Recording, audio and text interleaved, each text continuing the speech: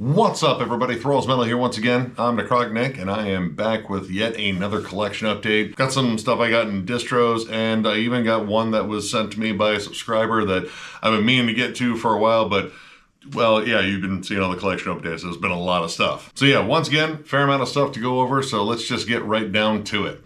Carnophage, Matter of a Darker Nature. This is the third album from this Turkish death metal / brutal death metal act. I've been a fan of this band since their debut, and I even have their second album, and well, after waiting 8 years, I finally got their third album, which actually I noticed they kind of space out all their albums by about 8 years. In fact, I think Melty brought that up when he covered them in albums I missed. I don't know, I just thought that was just kind of interesting.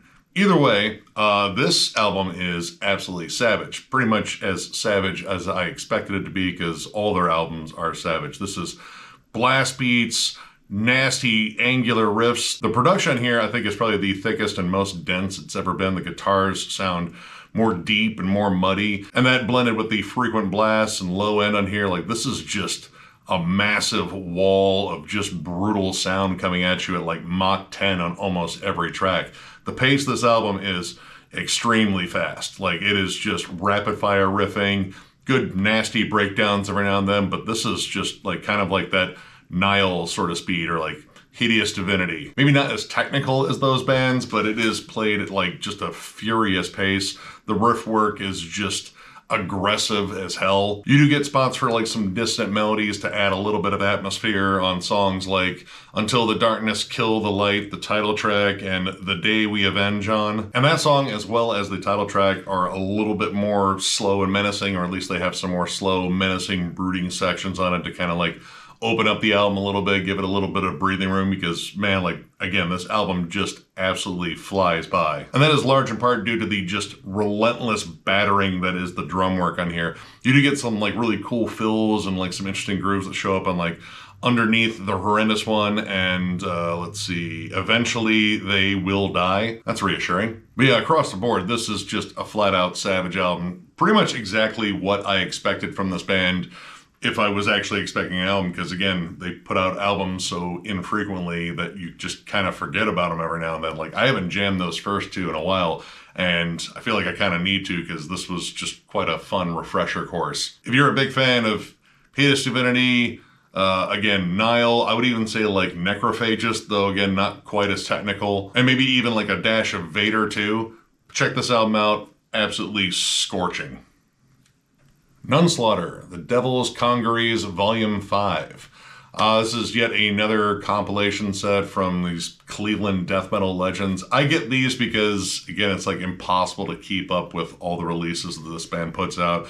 And this is pretty much a comp of, let's see, EPs, 7 inches, material from splits. I want to say there's like 10 EPs actually covered on here. This also includes a disc of live performances as well, and there's even a DVD of a live performance that I just haven't got around to watching yet, just because going through and listening to all this feels like it took up like, almost half a day. Nunslaughter is incredibly prolific, but I really dig their style of just kind of like flat out old school thrashy death metal, like the blasphemous themes. It's kind of like, a little bit over the top and ridiculous, but it's just flat out fun. And as much as I really like this, like these compilations, they're great. I get to hear a whole bunch of stuff that I haven't heard technically from them, but I mean, honestly, this band has a very familiar style to them. So there's not a lot of variance in the songs, but it is kind of cool to hear them. Plus you do get like a bunch of covers on here. Like they cover, let's see, Sodom,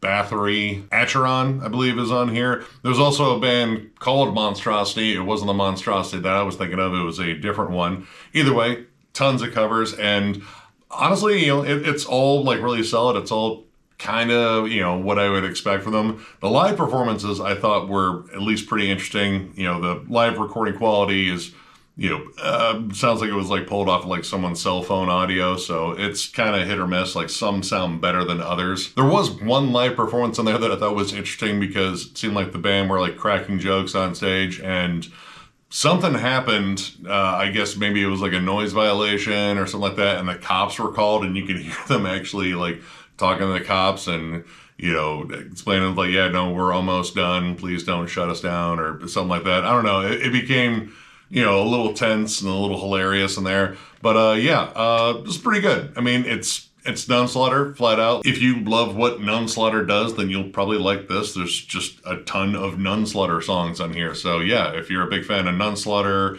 Slayer, Possessed, that sort of thing, check it out. It's a pretty good, pretty long listen. GWAR Hell-o. This is the debut album from this Richmond, Virginia legends of shock, rock, thrash, groove. It's GWAR.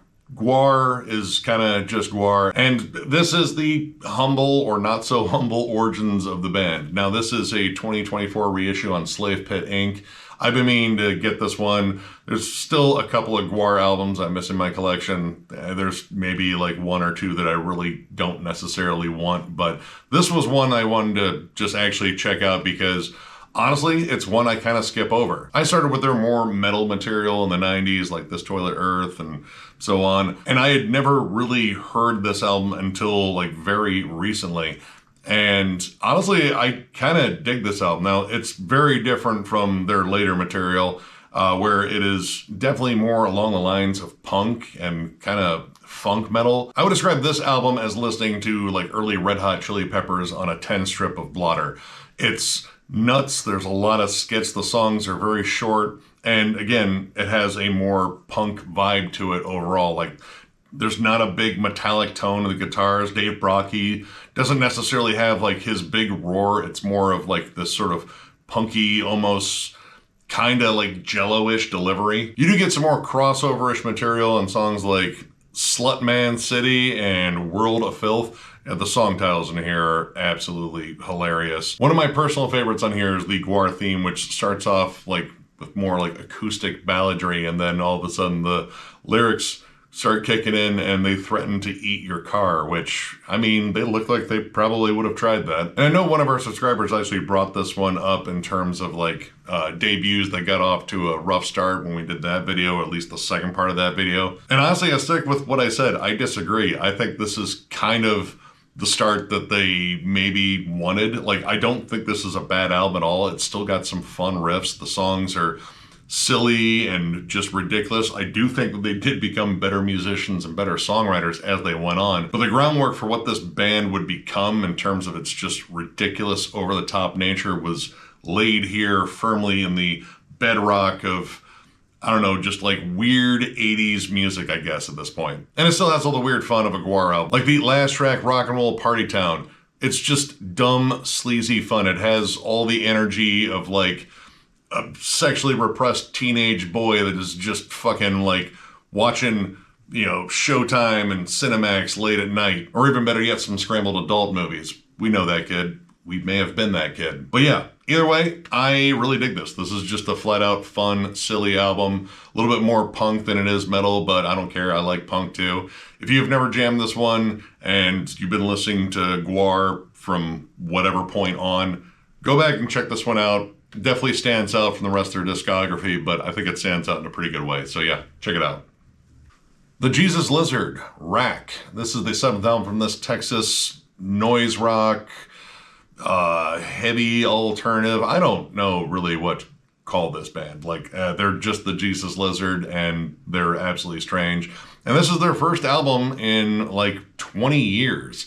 And this is also the first Jesus Lizard album I have ever picked up. I've been meaning to get some stuff for years, and I saw that they were coming out with a new one. I liked the tracks that they premiered, and I was like, you know what? Let's just start here. I am somewhat familiar with some of their material. Like, I really do need to like listen to more of it, but I have listened to like, you know, snippets and like seen music videos probably on like 120 minutes years ago. I'm familiar with their frontman, David Yao. I have one project that he was in, Kui, Q-U-I. The album Love's Miracle, which I believe was kind of like an underground supergroup of sorts. It was a strange album, but that's kind of what I expected. I did not expect to find out that he's like a really, really good chef. But anyway, back to the album. This is really solid. Like, straight up weird noise rock, but it honestly has a lot of interesting melodic hooks. And probably the thing that really kind of drives this band's strange, kind of aloof, weird atmosphere are Yao's vocals still. He kind of mutters and rambles and occasionally screams, and then occasionally kind of croons on here. And it kind of keeps this album feeling like very like anxious, and there's like a lot of nervous energy on it. But man, like in terms of variety from track to track, there's a lot of cool stuff going on in here. Armistice Day in particular, I really like the broken down kind of riff and groove on there. It's also kind of oddly bluesy, but with like kind of a spoken word delivery, like, you know, kind of like a rambling beat poet. And the production here, I think, is really good, especially, again, on David Yao's vocals. It has a very live feel. Like, you can actually hear, like, points where he's, like, closer and further away from the mic. Like, it doesn't feel like they use, like, a lot of dynamic range on his vocals to keep it always sounding on the same level. Like, I kind of like that you kind of have that weird feel that he's like moving around all strange on stage, and he's not always like at the same distance from the mic. Lots of fun riffs on here though. Like, they're weird, they're a little bit off kilter, but they are surprisingly catchy. Like, I don't know if I would call them like flat out distant, but they are noisy, and the guitar tone itself, not really like that metallic, but I really wasn't expecting that. But there are like some more like energetic up-tempo songs like Hide and Seek, Grind, Falling Down in particular was a good like, you know, up-tempo, more aggressive song. But I kind of liked it when they were like a little bit more like slow and groovy and a bit weird. Like the last two tracks, Is That Your Hand and Swan the Dog. Both of these songs kind of thrive more on just this weird atmosphere, though a little bit slower. Like, there's some really good like swing grooves in the drums. I don't know, like this whole album I thought was really solid. Like, it's strange, it's oddly hooky, and definitely serves as a reminder that I need more Jesus Lizard in my collection, because this is a band I've been meaning to check out, especially going forward in bands that are heavy but not metal, because I do want to get back to that at some point when I'm done going over stuff for collection updates. But I can definitely see the appeal for metalheads here, because this band is heavy in its own right. It's just a very different kind of heavy. So yeah, I dig this, and I definitely want to get more in my collection. If you're, I would assume, a longtime Jesus Lizard fan, I would definitely check this one out. If not, if you just like weird noise rock, like, I don't know, Unsane and stuff like that, check this out. This was really solid. Wolfbrigade, Life, Knife, Death. This is the 8th album from the Swedish crust punk / hardcore act.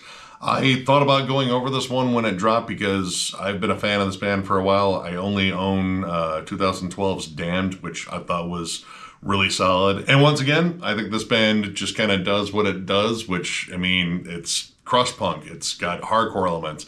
There's a lot of Discharge worship on here. All these things I have no issue with, because this album is just pretty much full throttle the entire time. You get varying tempos in terms of the D beats. Like, sometimes you get a faster one that kind of feels a little bit more thrashy, and sometimes it's just that good straight up old school sort of like just punky D beat. Lots of ferocious down-picked riffs with like, you know, really solid lead melodies to accompany them. Like, this has got like good melodic hooks, but this album's all about the grit, and that is 100% capturing the production. This sounds like filthy and kind of like a, you know, maybe like a well-mixed version of like a live performance down in like a seedy club with like holes punched in the walls. While this is like mostly D-beat, you do get some breaks from every now and then, like Skin Changer, Nail Bomb, 2 words, and Mayhem Mongrel. All these songs have like some good groovier moments, like occasionally get some isolated moments of like tribal drums and such. There's like a couple of extra dynamics that pop in to kind of, you know, keep it fresh and just keep it from, you know, sounding a little monotonous. But the main thing about releases like this and bands like this is the energy. The energy has to be there, and the energy is 100% here. Every track in here is explosive. It's raucous. It's got that, you know, just nasty, youthful punk energy, despite these guys being quite a bit older now. What they lack in, like, you know, clever transitions and riff changes and such, they make up for in just a steady barrage of just energetic, fun songs that get people moving. And that's kind of what I was looking for on this, and that's what I liked about them initially, and it's good to see them still do that. So yeah, if you're a big fan of, again, like Discharge and like Discharge worshiping bands, Disrupt, Dysphere, it's a bit of a theme there. And I would even say maybe like Entombed circa Uprising too, like if you like that grittier kind of like more punky sound they had there. Check this out. This was a pretty solid listen. Interceptor, Tales of Mayhem. This is the debut album from the South Carolina-based blackened thrash, blackened speed, blackened heavy metal act. Got this one in the Metalhead box, like seemingly forever ago, and immediately I was getting some big Venom vibes, and those vibes were definitely warranted because, yeah, no, it's clear this band loves Venom. Maybe to a fault too, because this album sounds like a Venom album, which is not necessarily a compliment if you think the production on those early Venom albums sounds pretty bad, because I feel like they kind of went with that. Like, the bass on here is not only just very muddy and sludgy, it's also very dominant. The guitars sound super muddy too. Like, everything just sounds like it was recorded on a tape deck in a storage unit. But production aside, much like Venom, I think the songs are pretty fun. Like title track, Wehrmacht, let's see, Witch's Dance, Hatred. They all have like fun heavy metal riffs. The vocals are, kind of snarly and almost kind of punky. A lot of D beats on here too. Like, they're up-tempo and fun and riffy. It's just, well, they don't sound that great because of the production. And while I really like retro heavy metal and like retroactive movements within metal too, I like bands that actually kind of put a little bit of their own stamp on it. Like, this is, very comparable to like a band like Bewitcher or Midnight, but those bands put a little bit more of their own stamp on it. Like, it doesn't sound as derivative. This just sounds like reworked Venom songs, which that might have been the idea behind this. Like, this might be a transparent tribute, much like, Gruesome or Neon Nightmare, where they are 100% trying to sound like a particular band as a tribute. But I don't know if that's the case on this, because there's at least like one song in here that feels a little bit different. The last track, No Mercy, which feels more like a thrash metal song. In fact, it sounds like it could have been plucked off of Show No Mercy or Kill 'Em All. Like, it's that very early 80s thrash. And I mean, sounding like Slayer early on. There's also a Venom connection there too. But it does sound a little bit more aggressive in a different sense. There's also some weird effects in there that just didn't fit. Like, Into the Hellmouth and Hatred have this weird like phaser bass effect. And the bass is already very loud and very muddy in the mix. Like, I, don't really like the tone of it. But the phaser effect on top of that just doesn't sound right at all. Overall, I mean, this is still like fun. It's very transparent worship and tribute. But I mean, I feel like, I've heard better in the vein of like flat out like Venom worship. I'd be willing to check out a second album from this band. Like, this may have been just like a rushed production. This may have been like just a collection of demos that they just kind of put together and it's like, yeah, this is just going to be our first album. Either way, I mean, if you're a big fan of Venom, Midnight, Bewitcher, maybe like a little bit of Toxic Holocaust, I'd still say check it out, give it a whirl. I thought it was okay. It's just, again, maybe a little too on the nose for me, but still, I like Venom, so I don't know, it's worth a shot. Private Prisons, Excommunication. This is the second album from this California-based death doom / post-metal act. Yet another one that I got in the Metalhead box, and yet another one that I wasn't familiar with. And again, that's kind of been like the appeal here lately. The underground bands that they've been sending, I think, have been pretty solid so far. And this was definitely my favorite out of the two that they sent me in, well, whatever batch this one came in. This is heavy, droney, just loads of atmosphere. It really does work a solid balance between like flat out death doom and post metal, as well as even like some sludge metal. But you have like the long drawn out builds where it comes in layers. Like, there's a lot of like Cult of Luna vibes on here, but you also have just these bludgeoning, oppressive, heavy, droning death doom riffs. And how they transition between these different styles, I think, is really awesome, because you can go from blast beats and just absolutely snarling, devastating riffs to these huge, lush, open sections. Like,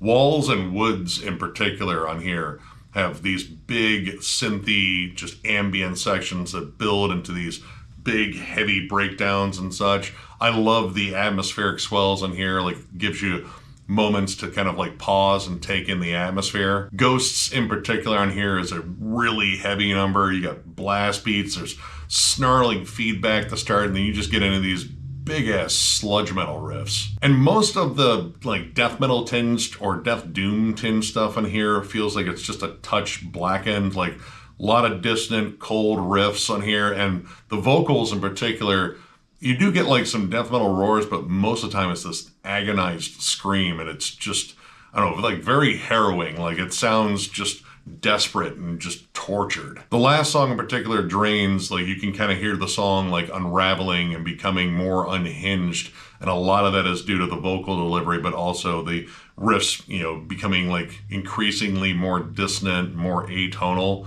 This was a really solid listen. Like, I don't know, like I got like heavy Cult of Luna vibes, especially in the flow of the album. Like it's a very continuous sort of immersion that you kind of get. Like there's not a lot of like breaks in the tracks for you to like, you know, like really pause in between tracks. Like it just keeps going. So if you're looking for a particularly like dark and haunting, but you know, more brooding listen, something that's a little bit more slow paced, check this out.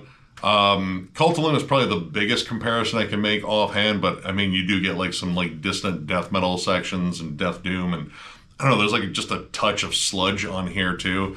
Just check it out. This is a really solid album. I definitely want to check out more by this band in the future. Lastwretch Ergotism. This is the first EP from this Canadian death metal act. I actually picked up this band's full length at Full Terror Assault when we were there last year.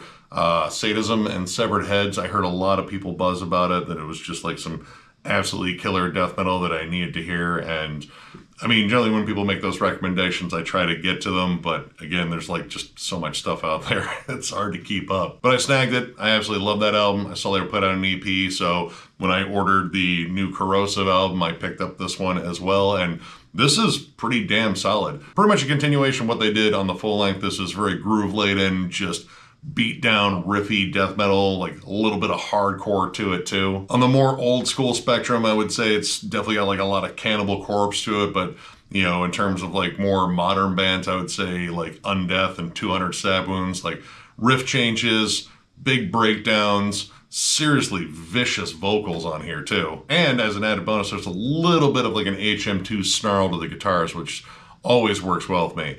Now, in comparison to the full length, I will say that I don't like this production as much. It's very muffled, like you kind of have to turn it up a little bit. And I feel like they kind of cut out a lot of the low end, because when I was jamming this in the car, I noticed that, I mean, even like the bass drum doesn't have like a very pronounced thud to it. And the bass on here, I mean, you can hear it, but the tone doesn't necessarily like resonate and fill out the sound very well. But there's some good songs in here. Doom Rider 2, which, yeah, they made a sequel song to a song that's on the debut album. I don't know, I kind of like when bands do that. Old school D-beat ripper, nasty entombed vibes on there. The last track, the title track, is also a standout too, because it's, well, I mean, probably the longest song this band has written so far, at least, you know, from what I've listened to, like the full length and this one, most of the songs are 3.5 minute rippers. Like they kind of just get down to business and then just break your face. This song has like an atmospheric, you know, build to it with horses and battle sounds and people grunting. So it kind of sets a, you know, good bolt thrower-ish sort of atmosphere, I guess.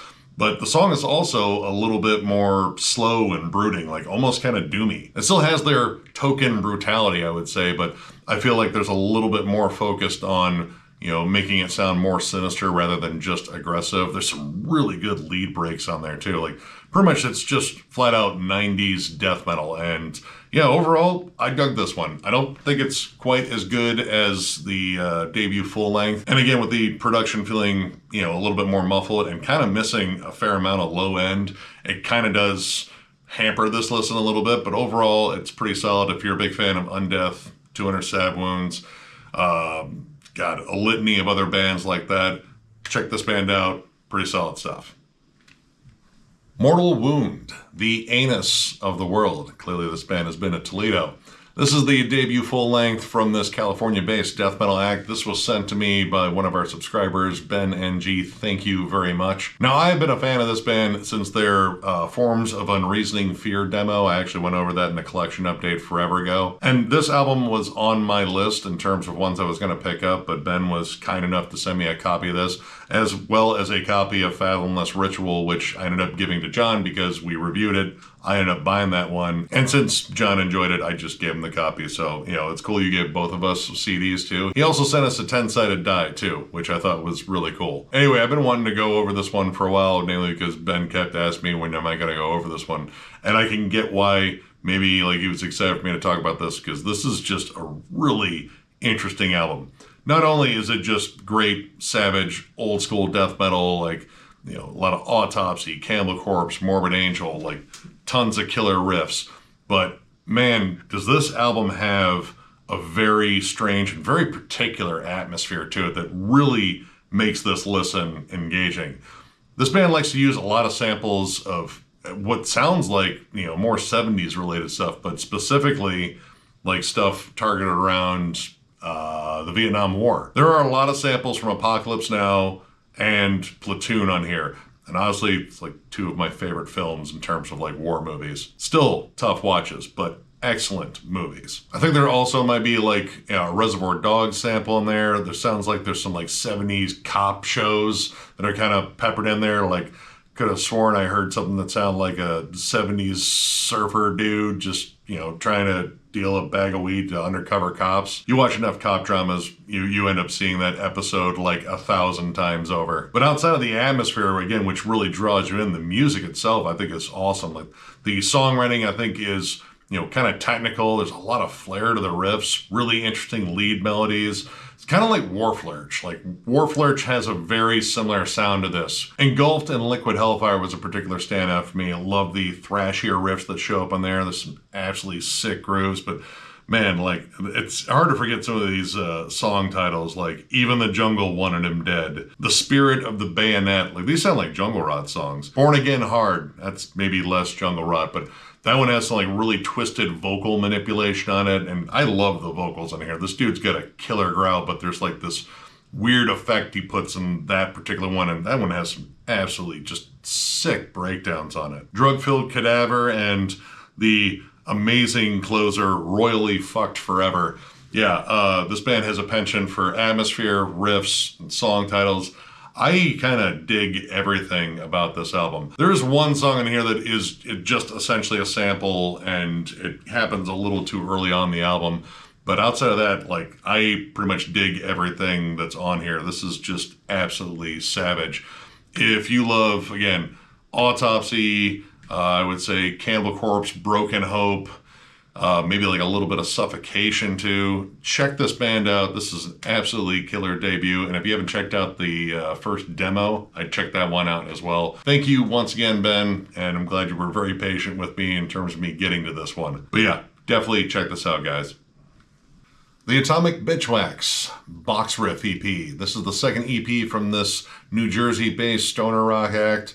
I've been a fan of this band since their debut album, and pretty much if I see anything with the Meteor City tag on it, I generally pick it up because I love stoner rock, and these guys are absolutely excellent at it. Still around to this day. This features 4 new songs on here, and then as an added bonus to really pad out the length of this EP, they threw in an entire live set, which honestly, it's kind of my favorite part of this. Now, the 4 songs in here I think are really solid. Just good, high energy, riffy stoner rock, great tone and just production. Like it sounds very natural, organic, good fuzzy guitars, kind of like almost like a desert punk sort of energy to it. The song So Come On, it's got like a good swing to it. There's some fun hand clapping to kind of back up the riff and the fun chorus, and then Turn Me On has got like a little bit more of a sultry swagger to it.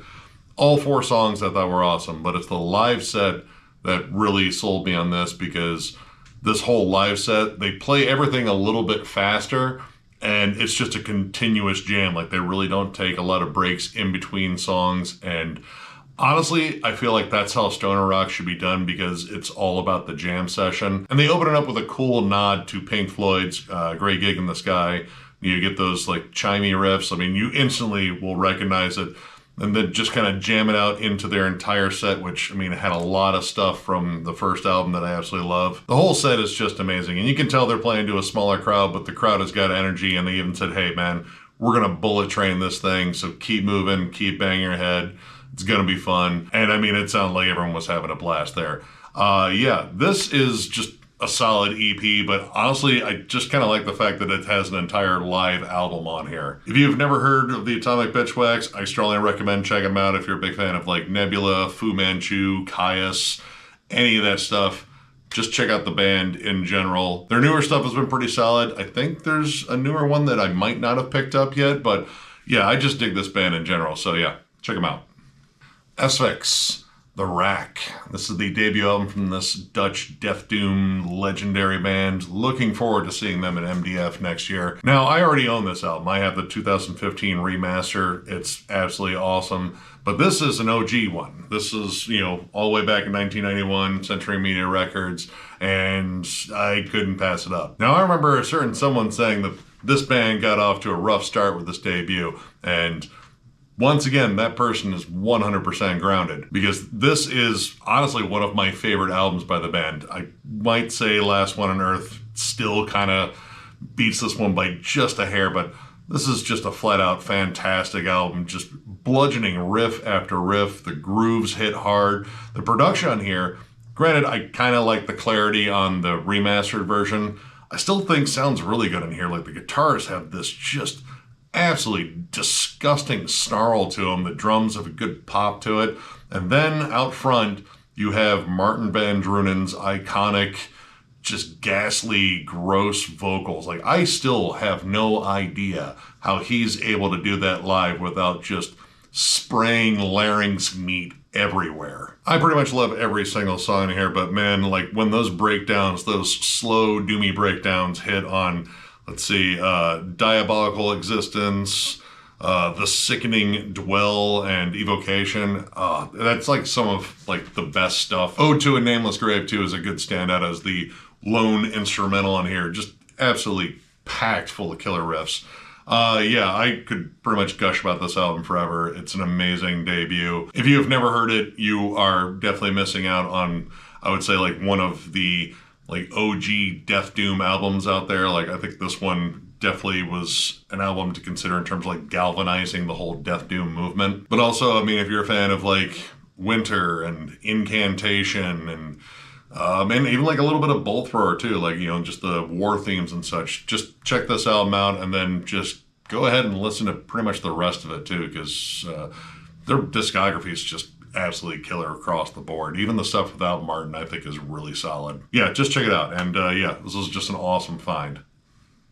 Budgie Bandolier. This is the 5th album from these Welsh proto-metal underdogs, classic rock proto-metal.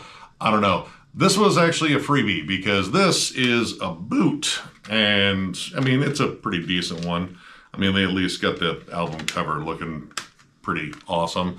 But yeah, my buddy at the record store said, hey, I can't really sell this. Do you want it? And I was like, yeah. I've been meaning to actually get some of their stuff because honestly, for the longest time, I only knew them as the band that originally wrote Bread Fan, which Metallica famously covered. So I've been meaning to actually sit down and listen to this band, you know, like intently for a while. And also this is pretty damn solid. I like the fact that there's a clearly more heavy tone on this album, like in terms of the guitars and bass.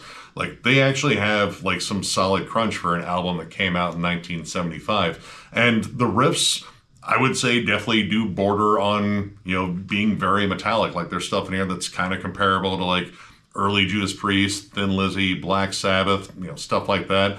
And this is a 3-piece too, and I even hear like a little bit of Rush too. Mainly because their frontman and bassist, Burke, was, you know, kind of Getty-ish in terms of his delivery. He did have like a higher range, and I will admit his vocals are a bit of an acquired taste. Like there are points in here where his falsetto just feels, I don't know, like just a little bit off. But for the most part, I dig it. And these guys could flat out write some jams. Like there's some good longer jams on here with like killer bridge movements, and lots of fun riff changes and leads and melodies. The opening track, Breaking All the House Rules, I want to say it's like 7 minutes long, and dude, it's just an absolute riff farm. Lots of killer grooves too. Who Do You Want For Your Love, I Can't See My Feelings, and I Ain't No Mountain. All of them are just packed with these like just fun riffy grooves, clever bass lines, great percussion. The galloping riffs on Napoleon Bonaparte, I guess 1 and 2. I like how they kind of cleverly put it, Bonaparte 1 and 2. That's just kind of fun. But yeah, no, kind of like similar to like, you know, Iron Maiden, but also like, you know, going back further, like think like Barracuda by Heart or Immigrant Song by you know, Led Zeppelin, like kind of in that vein. There was at least one track that I just wasn't a fan of, and that was Slip Away, which is definitely a more ballady number. Like it kind of feels like a more heartfelt rocker you would find in, you know, like a Thin Lizzy album, but just not as good. And that's where Burke's vocals really just did not do it for me at all. Like on the rockers, I think they're fine, but that one just felt a little exposed, and he just didn't seem to really able to like carry a tune to the point where it became like very hooky. Still, overall, I think this is an awesome album, and eventually I want to get like a real copy of it. And yeah, I'm definitely going to get some more Budgie in the future. It's sad that Burke is no longer with us, but I mean, the dude was a hell of a player, and these guys were just solid songwriters for the most part. And you can definitely hear like that proto-metal sound in here. Like you can definitely hear where they influenced a ton of bands. So yeah, definitely want to get more Budgie in my collection. And yeah, if you have never listened to him, if you're a fan of like early Rush, early Judas Priest, definitely like Black Sabbath, definitely some Thin Lizzy too, check this out. It's pretty damn good. And finally, we have Turbonegro Ass Cobra. This is the third album from these Norwegian death punk legends. That's what they called themselves. I think I found out about them courtesy of Viva La Bam years ago. I think it was the song All My Friends Are Dead.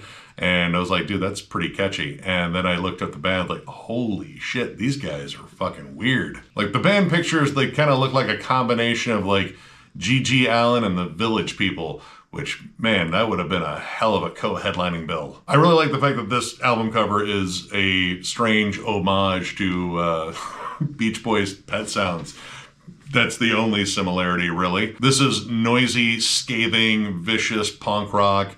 All the songs sound, you know, deranged but anthemic at the same time. Hank's raspy, punky delivery, I think, is great. And man, the songs are just ridiculous, especially some of the song titles, too. Some of those I might not read just because pretty sure we'll probably get flagged for them. But I will say songs like Denim Demon, Bad Mongo, and Just Flesh in particular, really just flat out catchy riffs on here. I wouldn't say at any point this band was like really metallic, but they were definitely heavy. But they were also really good at like fun, kind of like, I don't know, like Ramones-ish hooks, but with like a Black Flag sort of attitude to them. Like this is like Black Flag if the band was like bigger degenerates, I guess, at the time. I don't know if this band could thrive now like they did back when they were like kind of at the height of their career, because I remember seeing them getting booked on festivals and being like a featured act often. I don't know if their dark sense of humor and cynicism would be as welcome these days. I still appreciate it for what it is, especially on Imorgen Skal Egg Da. I'm not sure if I even said that right. It's one of the few songs that's actually in Norwegian, and there's a whole like lead into it with the speech about punk rock guys and new wave girls and how they don't intermingle. I think they even argue it would be better for the punk rock guys to hook up with other punk rock guys, or maybe new wave guys, because they said that's almost the same as a new wave girl. I don't know. This album came out in 1996, so I didn't know if that was like a big issue between punk rock and new wave then. Maybe this was like an 80s cover of some kind, or that's the theme they were sticking with, because that's kind of the time where those two were kind of warring. Kind of. I mean, you know, the whole post-punk scene was kind of in between there too. I don't know. Whatever. The point is, this album is really good. It's clever, it's fun, it's riffy, it's catchy, it's questionable in terms of its morals, but that's kind of what I've come to expect from Turbonegro over the years. I still need to get more of their stuff in my collection. I just like their style of just raucous, loud, noisy punk. And of course, irreverence, because that's just a huge ingredient. I believe this band continued on after Hank's death. I don't know. I don't know if they're still around. I got the side project band that Hank formed, Dr. Midnight or something like that. I thought it was decent. It was definitely a little bit more metal adjacent, but it really wasn't the same thing. Either way, if you've never jammed Turbonegro, I assume this would be a good place to start. I mean, a lot of their stuff is you know, kind of similar, but I need to definitely like own more and kind of like dive into them a bit more, because this was just a lot of fun to listen to. So yeah, check it out.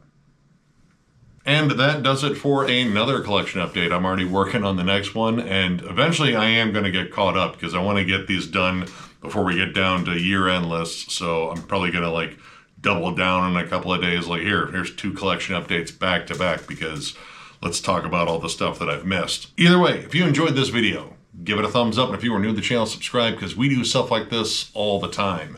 We also now have memberships. They're only 99 cents, and at some point we are really going to start doing like these members only live streams, because that is the perk we signed up for, and we figured that was a good way to actually talk to our, you know, members that, you know, help us out here. We also have some dumb emojis now, 2 booger trolls, because why just have one? And eventually we may add some other stuff too. But yeah, this is kind of the new direct way to support the channel. We are trying to get away from Patreon entirely, and this also helps us pay for StreamYard, which is raising their prices. So yeah, if you would like to help us, there's a join button down below. And also down below in the video description is a link to thrallsmetal.com if you are interested in, you know, getting one of our shirts or one of our hats. They're all there. So if you want to help out in either way, down below. And of course, thank you guys so much for every bit of support, the likes, the comments, running into you guys at shows, all that stuff. It means the world to us. Like, we didn't start this channel thinking it was going to be anything really big, and here we are at the verge of hitting 20,000 subscribers, which is just absolutely insane to me. And it is all due to you guys. So eventually I'm going to get something together for a care package, giveaway, whatever you want to call it, for hitting 20,000 subscribers. I just got to figure out what all I'm going to throw in there. But yeah, you guys absolutely deserve it. You guys are kind of like the lifeblood of the channel in a way. So one more big thank you, because you guys absolutely rule, and we will catch you later.